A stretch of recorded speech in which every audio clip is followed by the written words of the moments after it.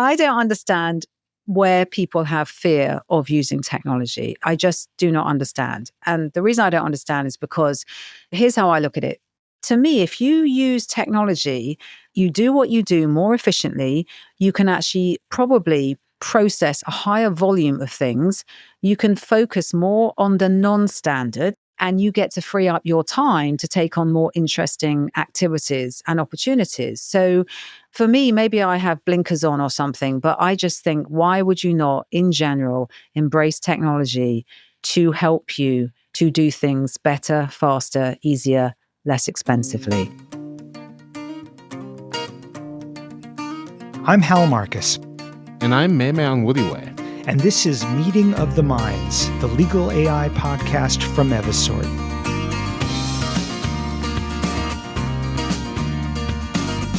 We interview lawyers, professors, and legal operations pioneers that are pushing the envelope. Leaders using technology to drive great business outcomes and shape the future of the profession. Hey, Hal. I'm really looking forward to sharing our conversation with Carol Hopperton. She's the legal chief of staff at Vonage. She's been there about 5 years, but she's had a career that spanned continents and touched on so many different aspects of legal operations. Yeah, I really enjoyed talking to Carol. I mean, she's been on both sides of a lot of acquisitions. She had a lot of insights to share about that. She has a really grounded view of how you overcome resistance on technology and gain adoption. And I think she had some great advice for people entering the space. Indeed. I also like how our story really underlines the global phenomenon that legal operations has been in the last decade or so. And I find it really refreshing how she doesn't just laser focus on implementation, but talked a lot about maintenance and actually making sure that the platform that you've implemented drives value moving forward into the future. So yeah, really excited for folks to listen to her perspectives. Yeah, absolutely. Long-term view. All right, well, let's jump right in. Carol Hopperton, thank you for joining us today. Very good to have you on the podcast. Thank you for having me. I pride myself on being good with accents, and I detect Florida. Am I getting that correctly? You're absolutely correct. See, it's obvious. No, I am not from this side of the pond. So yeah, shall I take you through a bit of, I guess, my journey and where I started? Please do. How I didn't throw Florida at you randomly. You live in Florida now. I do live in Yes, Florida. okay. I do. Thank you. I actually love places like Florida where the sun shines and I can be very comfortable. So yeah, in terms of my journey, I started out way back in the day in the UK in my first role, which was actually, I worked for British Aerospace in their sort of military aircraft division, which was, really quite fun. Big company in that sense. And back then we had something called really commercial. So it was almost, you had really, really, really back office kind of legal folk, and you had commercial people who really, again, just sort of negotiated contracts, etc. So that's where I started. And I stayed there for probably about 7 years. And then back then again, I decided I really needed to kind of just, I guess, government type industry. It was defense industry was really perhaps not so great. So I took a conscious move into IT and I went to work for a company called ICL that was acquired by Fujitsu.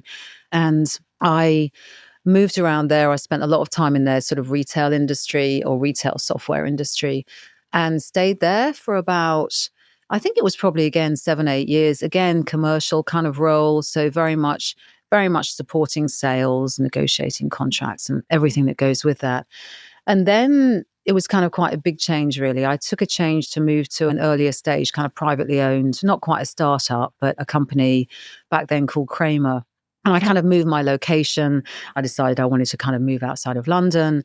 So I moved to Kramer. And again, I took the role as sort of heading up their commercial legal group and stayed there for quite some years, grew that function from nothing to a good sized team, and was with Kramer until we were then acquired by Amdocs.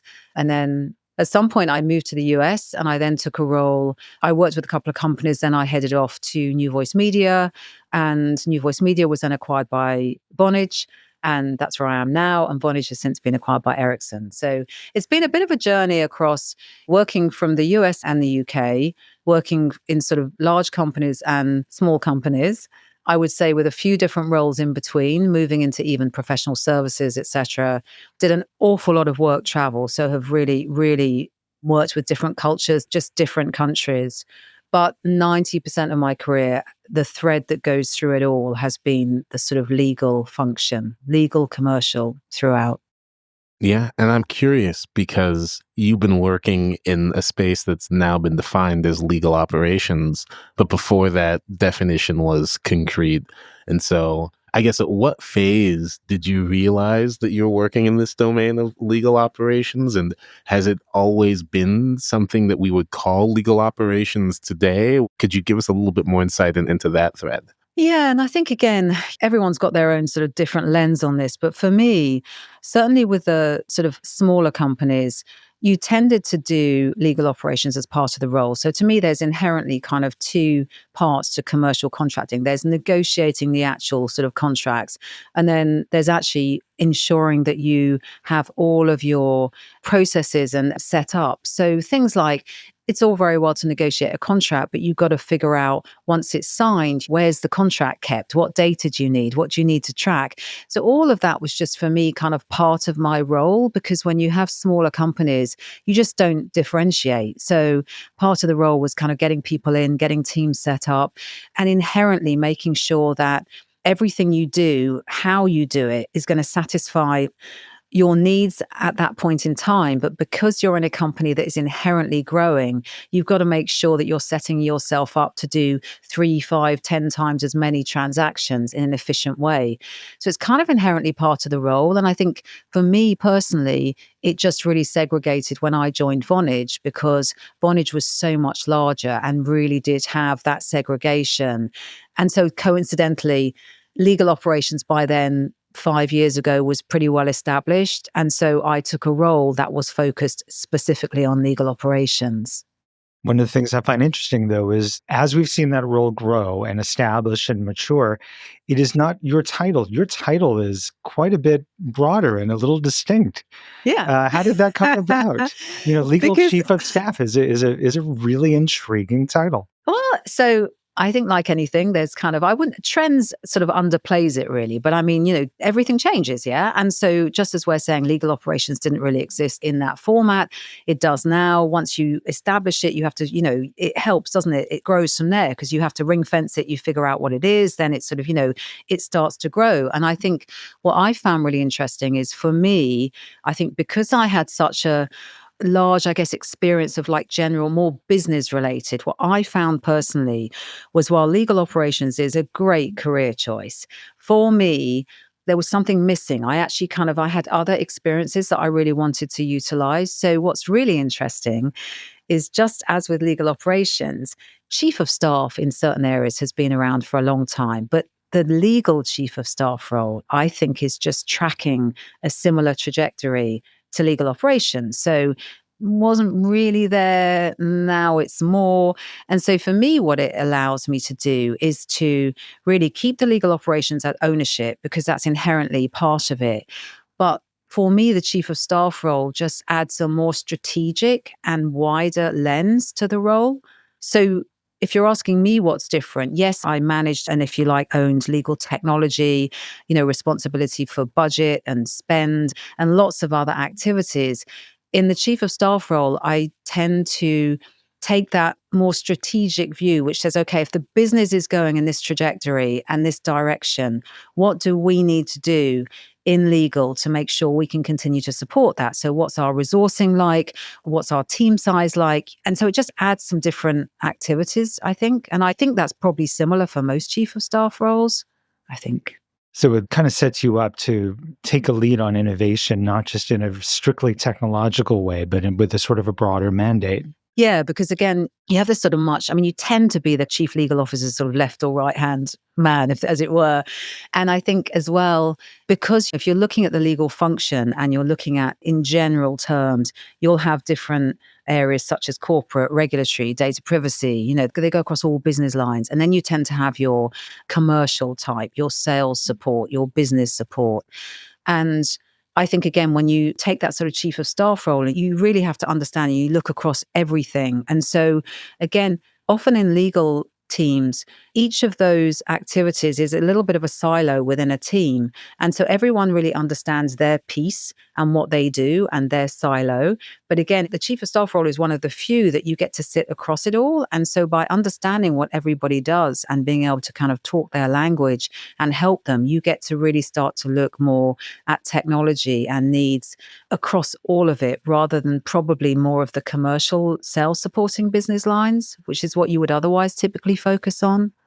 I find that really interesting because even when I think back to our initial engagement and when Eversort first came into the Vonage, it was interesting because it was a particular lawyer who I think was intrigued by some of the incredible AI capabilities we enabled that brought the technology in. But then it was up to you as legal operations to say, well, now we have this technology. How can we use it in a way that benefits all of the legal organization? And would love to talk about almost like as a case study of that, of how in legal operations you can't just think of the particular whims and needs of business units within legal, but how to take technologies and extend them to benefit a full legal organization robustly.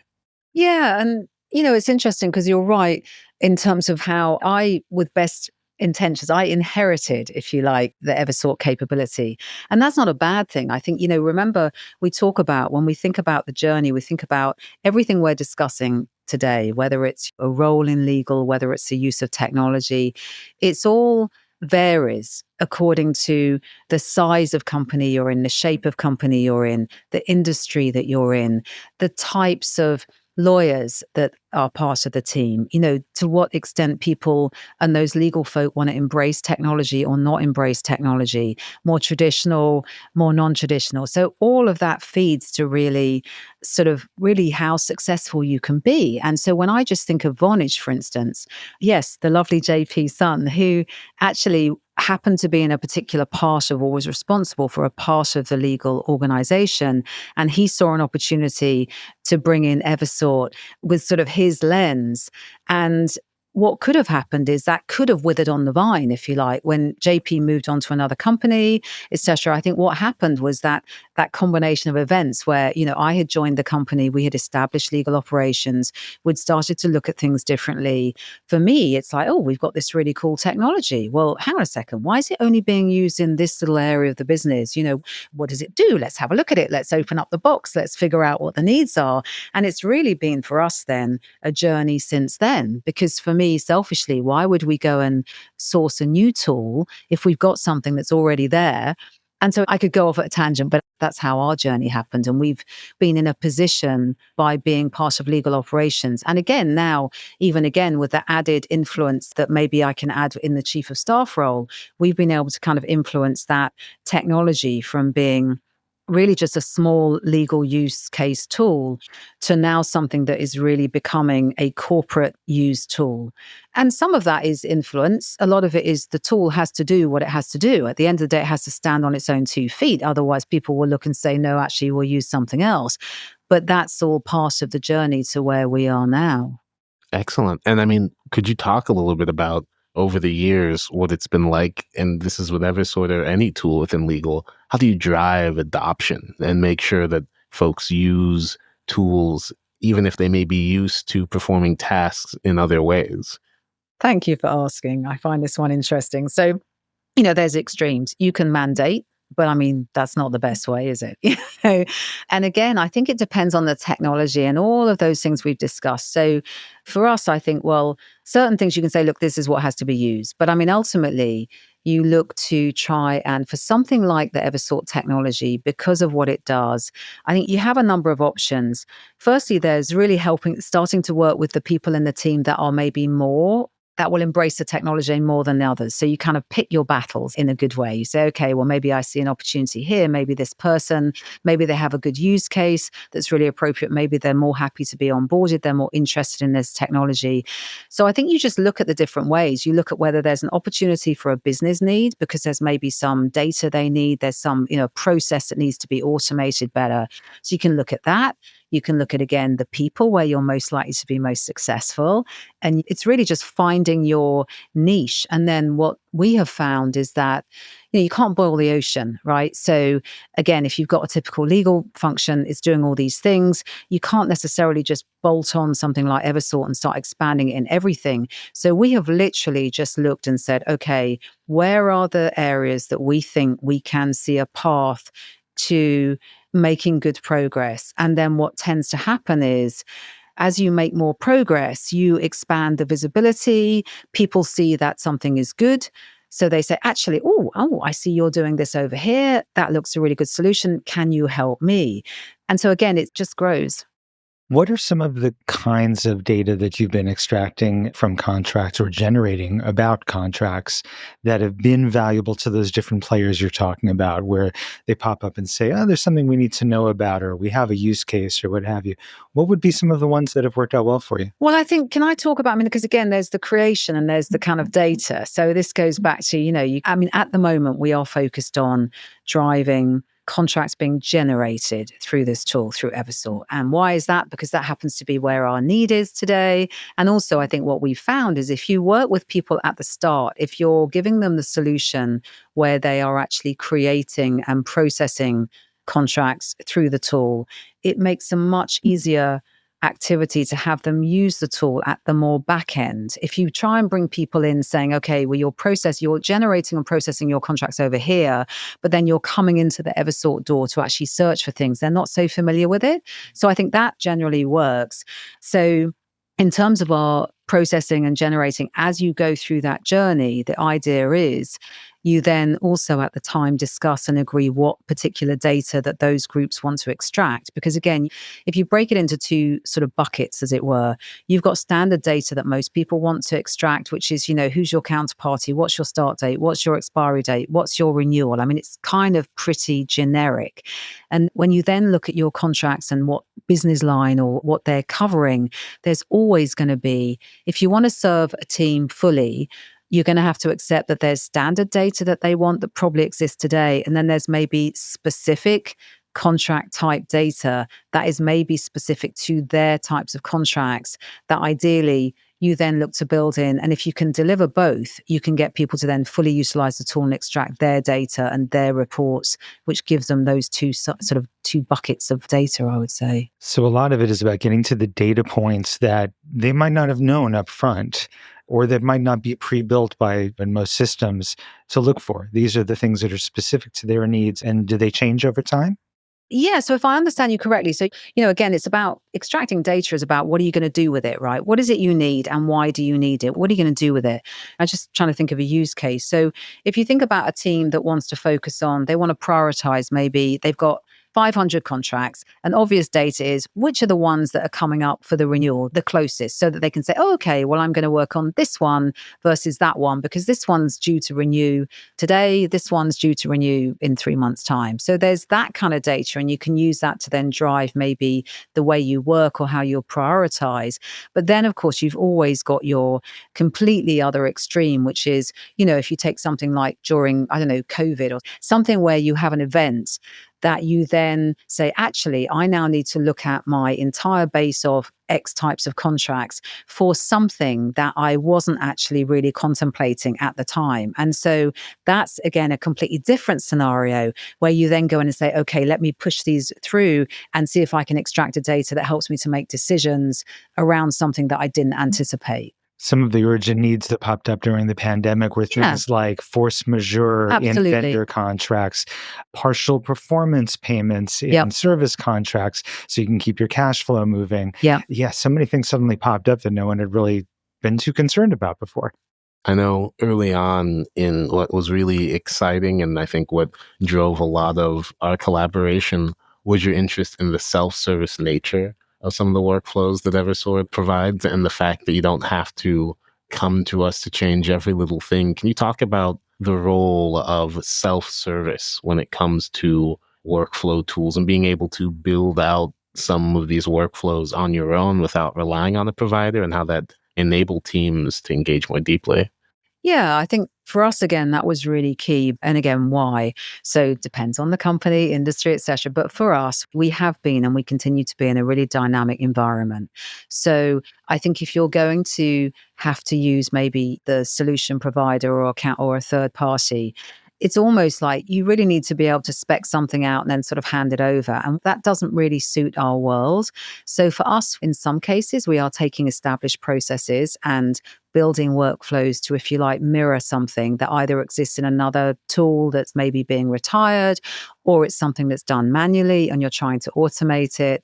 But equally, we've just got this dynamic nature where in some cases we don't even have the process. So we are engaging in new types of engagements, new types of business. And so you don't even have something to start with. You're almost trying to build something, to automate something, but say, really, just take me through who needs to do what to whom, by when, to get this from a request, if you like, to a contract being able to be produced and processed. And so for us, it's just really important that we can do a lot of that work. So do we get help? Yes. But I think for us, it's really important, and the ability to be able to just work so easily in the workflow environment and make adjustments, changes, etc., is just something that had to be for us.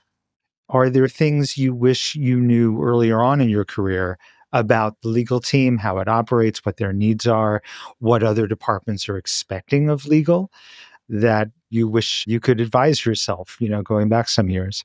Wow, that's an interesting one. I think nothing comes to mind. I think what I find really interesting and feel really quite lucky about with my journey was, for who started in the sort of commercial function, I had real exposure way back to all these different areas of legal that I now talk about. So things like IP. I'm not an IP expert, but I was introduced and could speak and understand their needs. They're just really all those different areas that, even though some of those I put away and I almost didn't touch for years, as I come back around now, and certainly in, say, my role in Vonage, in that type of company with the type of legal operation or legal function it has, serving all the needs it needs, I am almost saying, wow, over my time during my career, I have dealt with people and engaged with folk in all of those areas. So I'm almost bringing it to the table now, and I've got it in one go. I might have acquired it over the years. And I think what I'm interested in is, I think, gosh, if I hadn't had that, how much more challenging would this role be? And I think it's helped me to engage much easier with any of the different legal folk from whichever functional area they represent. So I think I've been lucky. So the legal skills and knowledge of that is obviously helpful, but what other skills? I mean, obviously you bring other skills to the fore beyond that experience and that led you down this path. What are some of the other skills that you think are really essential to being effective in these roles? I think it's the general sort of business skills, but to use the term, we run legal like a business. I mean, those business focused skills where you ideally need to understand budgets, financials. I mean, that's something, again, everyone can do it, but not everyone has an interest. And I think it's really key because that just touches on so much of legal again. Whatever your process is, ultimately, most companies have a budget, and you've got to try and take that number that sits up here and get people who really encourage the team, some of whom come from the very traditional legal firm type activity. And there's a big void in between to actually have people understand and encourage them to really control and manage spend at a granular level. So that's one area. And I think for me, I just was exposed to a lot of wider business aspects than legal, which really helped me with that. I think a piece that I don't have, which I chose to not do, was to ever qualify as a lawyer. I had no desire to. Do I think that would have helped? I'm sure it would have, because there's always that level of acceptability, and there was and continues to sometimes be that there's the lawyer and the non-lawyer, whereas I tend to say there's the lawyer and the business person. Well played. So I think there's always something you could have, for me, maybe had I acquired that as part of my armory, maybe that would have made it easier. I think you've implied earlier in this that law firms don't inherently, at every moment, look to maximize efficiency, reduce hourly expenditures. I'm appalled at that suggestion, and I think many will be. But there you go. Yeah. Pulling that thread a little bit, though, regardless of who legal operations rolls into, legal's inherently supporting the entire organization, right? Even just within contracting, it'll be sales agreements, it'll be vendor agreements to the vendor team, it'll be IT agreements to the technology teams.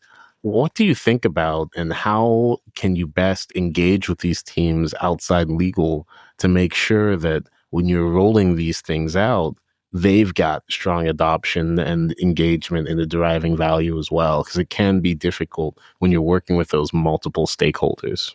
Yeah. And I think you have to be very flexible because at the end of the day, people are people. And so you can work your way around functional areas. You can go show the benefits, but you've got to find a way to work best with and thrive with the different teams, with the different focus areas and different personalities. So, I mean, there's all of that. That's just inherently part of the role. But I mean, I think ultimately for every function, you are taking technology that is inherently going to help them. I mean, that's the idea. It's going to make them more efficient. It's going to provide easier transparency, easier ability for the different, as we're in this world now of, if you think of compliance and if you think of just the world that we're in with getting contracts and approvals, internal, external checks on people, parties, all of that, it really does require so many functional areas to touch some of these engagements as they go through their journey of contracting. And so if you can give a tool that just makes that easier for people rather than silos and people having to check with Fred and Bob and Bill and Joe, and whether you do email or whether you do Slack or whatever you do, that's all just about taking something that's really difficult and trying to find a kind of more efficient way. But if you put all of that in a tool, such as we're doing with, say, Eversort, the proof of the pudding is in the eating. You give people something that helps them. And if it helps them to be more efficient, to do more with their day, I think it just inherently they come to the table more. And so you go on to the next one. Proof of the pudding is in the eating. I hear that from Floridians all the time. Such a local idiom. No, you're really making me laugh. It's not my Englishness.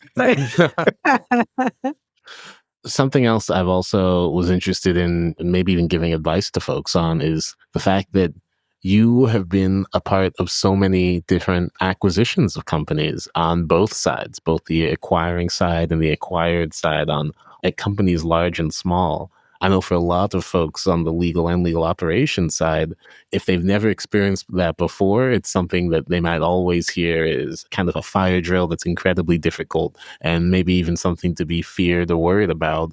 Any advice or just insight into what it's like to experience those kinds of processes in the different ways that you have in your career? Run at the wall comes to mind the most. Any activity where you are engaged in that, they're inherently stressful and everything is urgent. And it's all about suddenly being able to find documents, things that just in a way that you've never had to respond to before.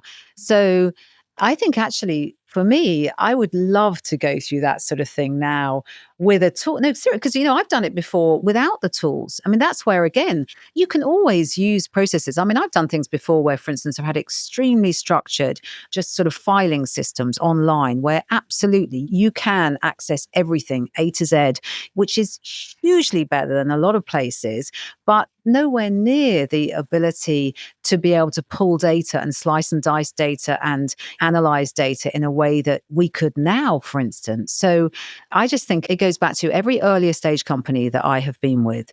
The very fact is you are always aiming to have an exit event at some point. And so if you come at things with that in mind, no matter how small you are. I mean, there's always a case of you don't put things in, you don't buy certain technologies when you are this size because it's not economical, right? But I think you have to say, but I know I'm going to have to be able to get to here at some stage. So is my journey and is what I'm using and are my processes at least going to give me a path where I'm not going to hit a wall? And you can move from manual to solution, etc.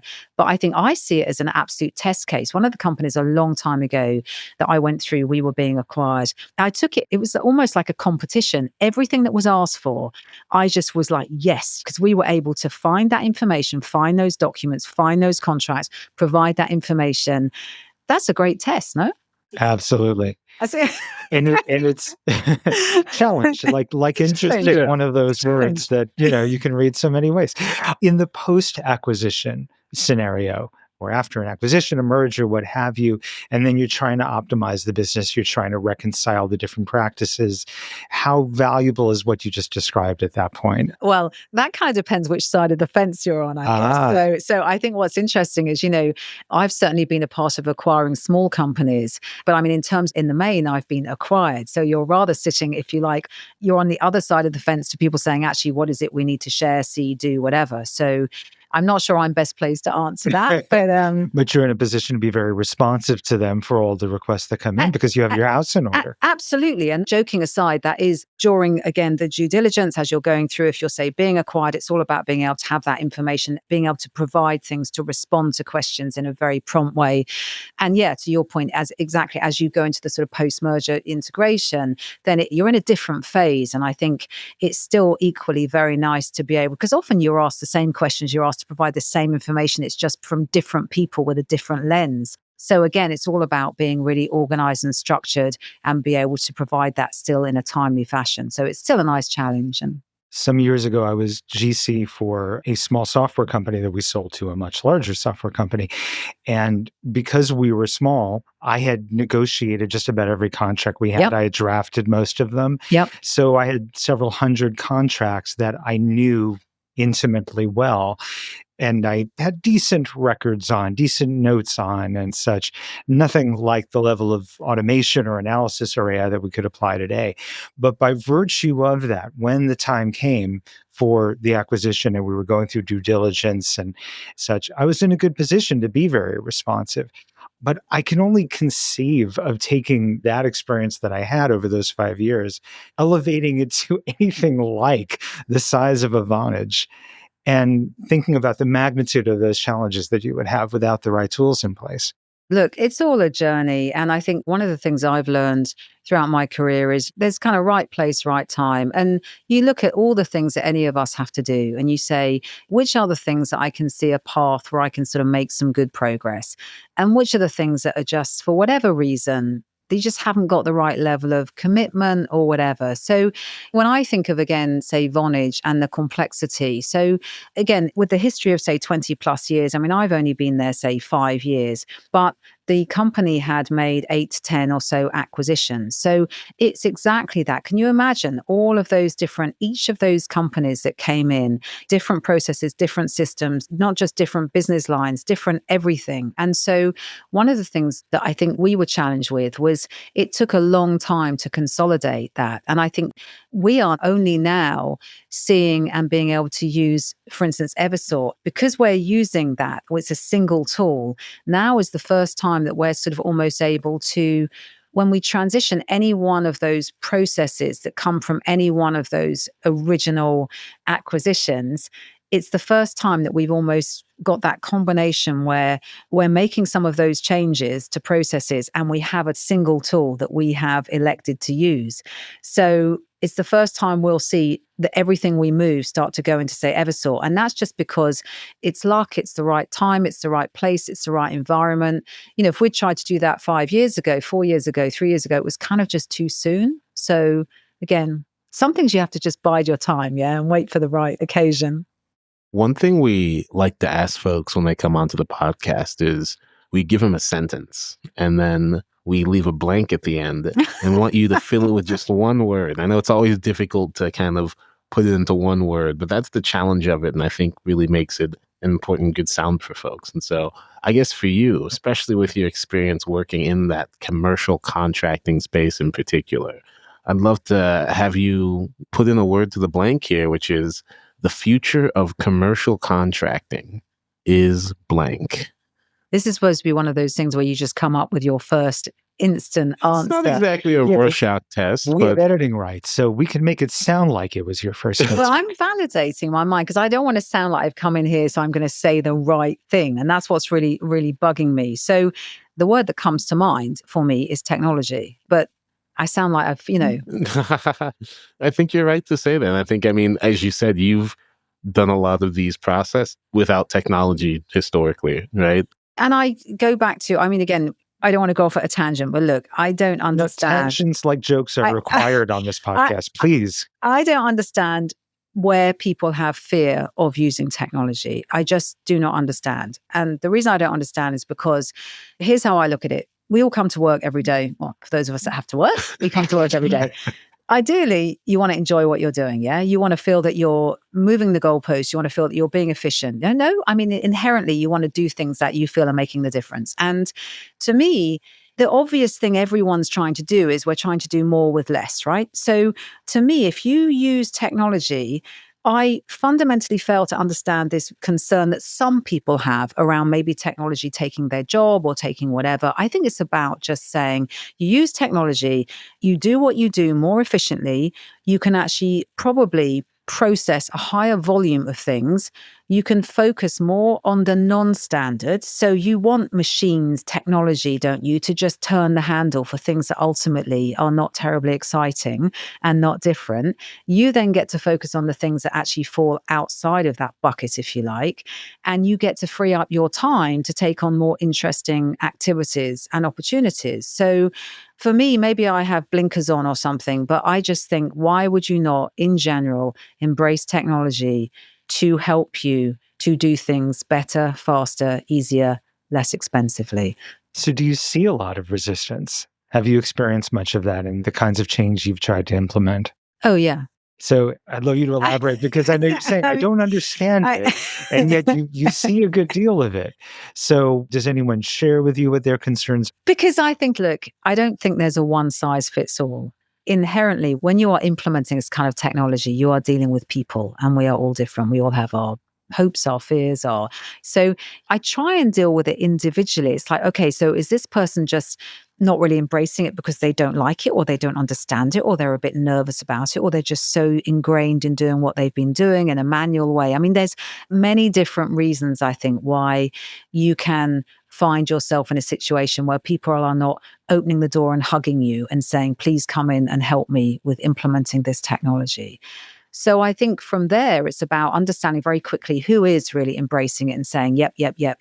And then who is kind of maybe not so, or which function, which team, which area, and just looking at what their concerns are and try and address them in a very individual way to help them. I mean, everyone's different. Everyone's needs are different. But I think in general, I'm not really coming across areas where we're trying to implement the technology and really finding a good reason why we wouldn't do it. Have you seen any mindset shift since the kind of era of chat GPT that we've lived in now? Because I think we've seen that, especially we talked to general counsel and such who, you know, in the past might be skeptical about using a tool like AI, but now that they're able to engage with a tool like chat GPT and see how quickly it can answer, and even when it's wrong, it's not the end of the world. You just change up your engagement with it and get to the correct answer. Do you think that maybe in the last year or two, people have been more open to technologies, or do you think that not as much? I'd love to see kind of what you're seeing. I'm kind of going to laugh again because I think, of course, it's opened the door and the interest. Again, I tend to think legal teams can be a little bit unique in terms of their desire to embrace solutions and technologies such as that. So again, I kind of smile because I sit and think on a fairly regular basis. For me, any one team member in a legal function, I would expect to be having some thoughts around what is it that I do that maybe could be aided by me trying out ChatGPT or just, I mean, that's what I would be doing. Now, is everyone? I don't know. And let me give you a personal example. So for me, like everybody, we're all overextended. We all have way too many things that we need to do. So we have to prioritize. And so, for instance, one of my activities over recent times was for the many new hires we've been really trying to close.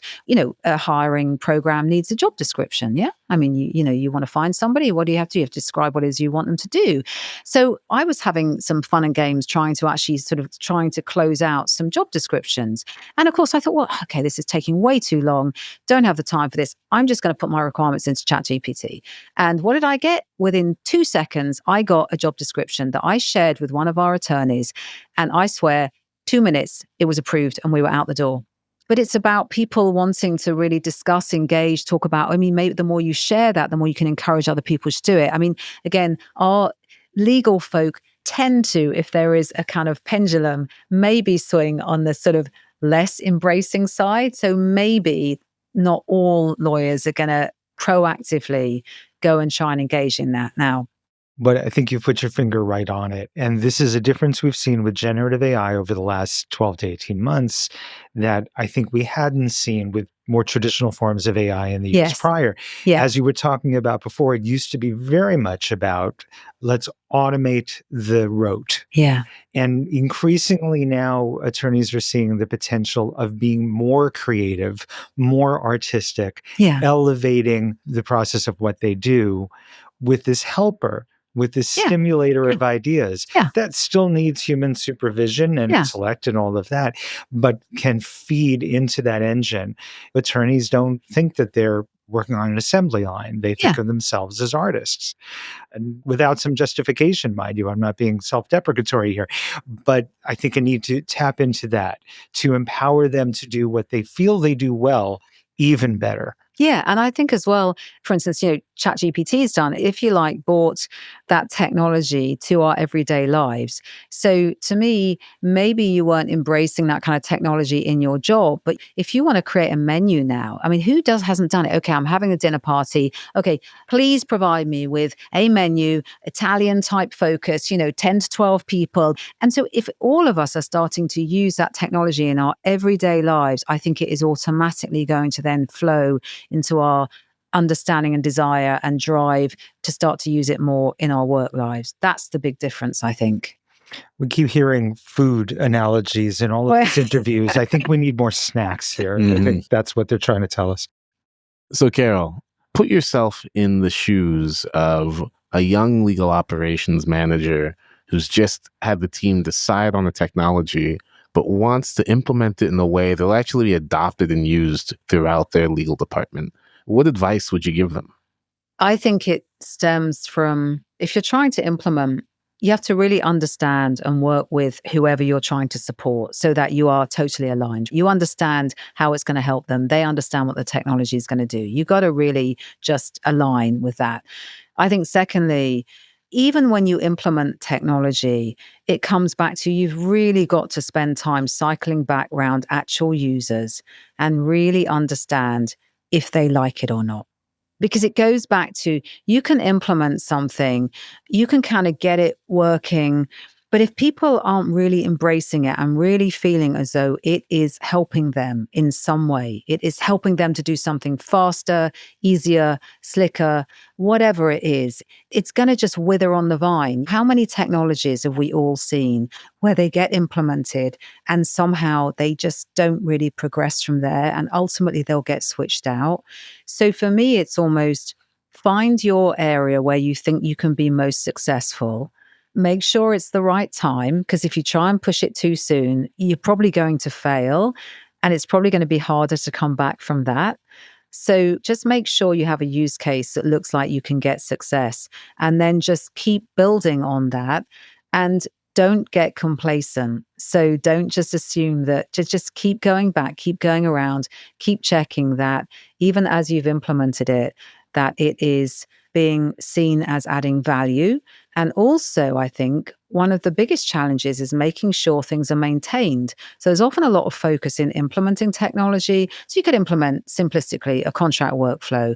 You can implement it. You can go away. Nobody manages to tell you that the whole contract template's changed. You don't know. So again, you've got to just start to think end to end. Implement, maintain, back around and figure out a process that's going to engage in all of that and make it successful.